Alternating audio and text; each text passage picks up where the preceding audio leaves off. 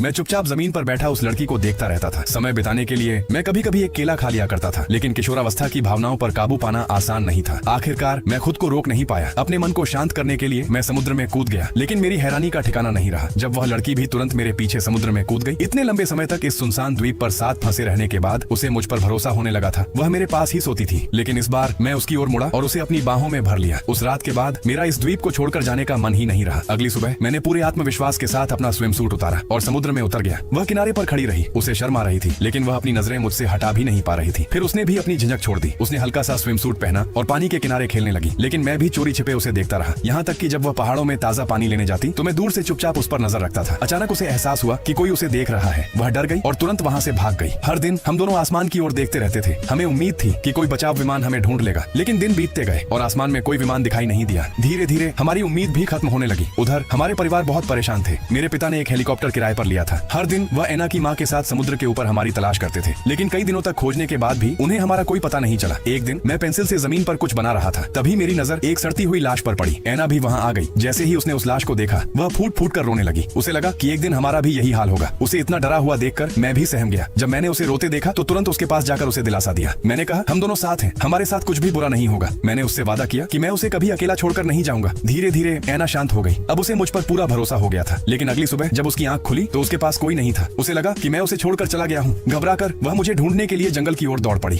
खुशकिस्मती से उसे मैं जल्दी ही मिल गया। असल में मुझे डर था कि वह लाश उसे फिर से डरा देगी, इसलिए उसके सो जाने के बाद मैं चुपचाप उसे वहाँ से हटाने चला गया था। जब उसे यह बात पता चली तो वह मुझसे नाराज हो गई। वह मुझसे बहस करने लगी, लेकिन तभी उसका पैर फिसल गया और वह गिर पड़ी। उसके घुटने में चोट लग गई। उसे दर्द में देखकर मुझे भी बहुत तकलीफ हुई। मैंने प्यार से उसे संभाला और धीरे धीरे उसे शांत किया। फिर हम दोनों झरने के नीचे नहाने चले गए। उसके बाद हम पहले से भी ज्यादा करीब आ गए। अचानक द्वीप पर जोरदार बारिश शुरू हो गई। मैं छोटे बच्चे की तरह बारिश में दौड़ने लगा, खुशी से उछलने कूदने लगा। वह पल हम दोनों के लिए बहुत खास था। मुझे इतना खुश देखकर एना भी मुस्कुरा दी। मैंने उसका हाथ पकड़ा और उसे अपने साथ आने के लिए कहा। उसने बिना किसी झिझक के मेरा हाथ थाम लिया। फिर हम दोनों बारिश में साथ खड़े होकर ऐसी खुशी महसूस करने लगे जो मानो सिर्फ हमारी ही थी। एक दिन जब एना सो रही थी तभी मुझे इंजन की तेज आवाज सुनाई दी। मैं तुरंत समझ गया कि कोई हेलीकॉप्टर हमारे पास आ रहा है। मैं पूरी ताकत से समुद्र तट की ओर दौड़ा। घबराहट में मैं सिग्नल फ्लेयर गन ढूंढने लगा, लेकिन वह कहीं भी नहीं मिली। बेबस होकर मैंने पूरी ताकत से आसमान की ओर चिल्लाना शुरू कर दिया। मैं चाहता था कि हेलीकॉप्टर हमारा ध्यान देख ले, लेकिन वह बहुत ऊंचाई पर उड़ रहा था। मेरी आवाज उसके तक पहुंच ही नहीं सकती थी। अब हमारे पास बस एक ही रास्ता बचा था। हम दोनों बेबसी से उसे देखते रहे और हेलीकॉप्टर धीरे धीरे हमारी ओर आने लगा।